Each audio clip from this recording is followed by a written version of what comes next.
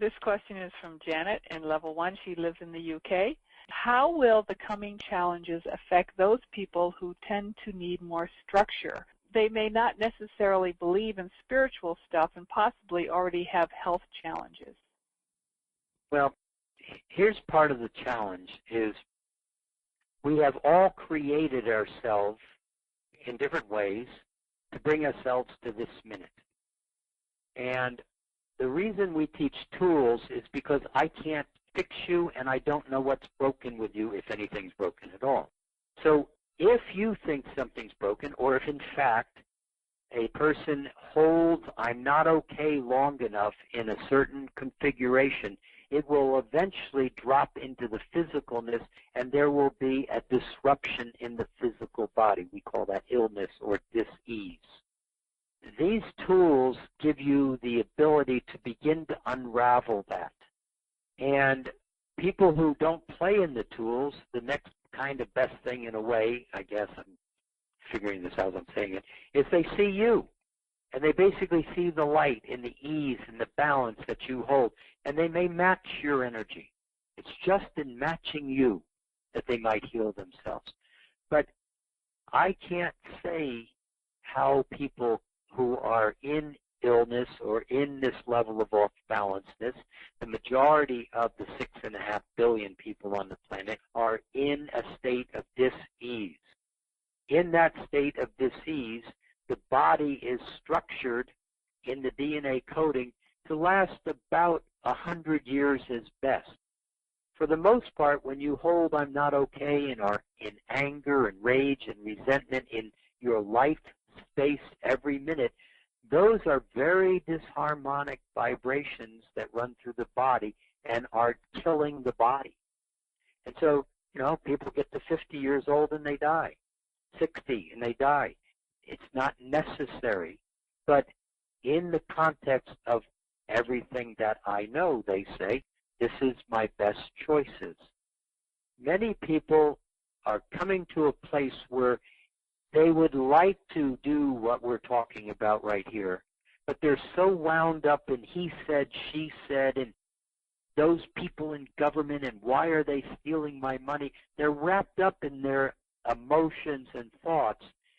As this vibrational field of well-being, this freedom, begins to accelerate, and I didn't talk about this tonight, but what's happening on the sun right now is creating a massive acceleration into this new consciousness.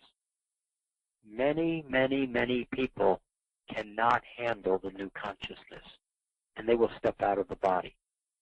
They're doing fine. They're all going home. But in that space where this energy is stepping up into well-being and a very accelerated electromagnetic field, many people will step out of the body. It's not a bad thing. It's not a good thing, but it is what will begin to happen.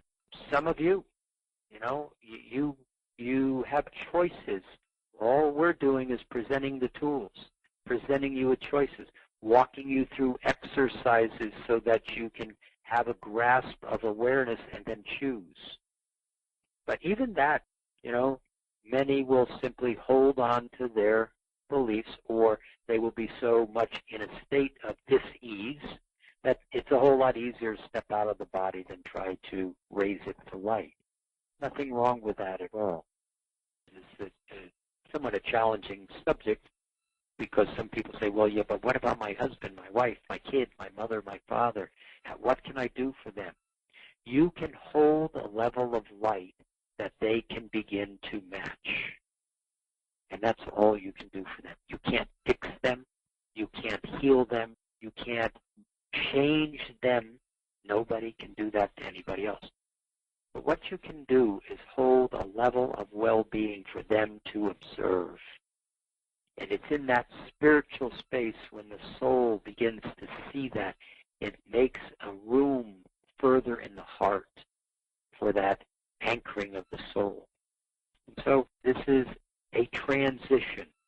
And when you're in transitions that are dealing with corrupt governments having to become non-corrupt, financial systems having to become balanced from a very big state of imbalance and greed.